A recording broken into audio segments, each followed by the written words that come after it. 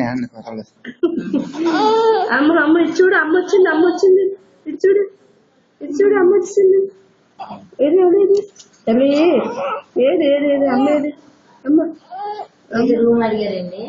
అమ్మేదమ్మా తల్లి.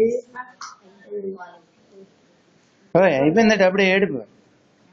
అమ్మ వచ్చింది అన్నాను కదా తల్లి చందాగా పడుకోండి.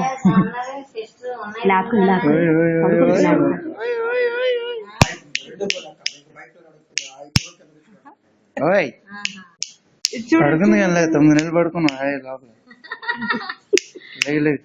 వాళ్ళకి ఈ వాతావరణానికి అడ్జస్ట్ అవ్వలేరని లైట్ పెడతారు. ఒక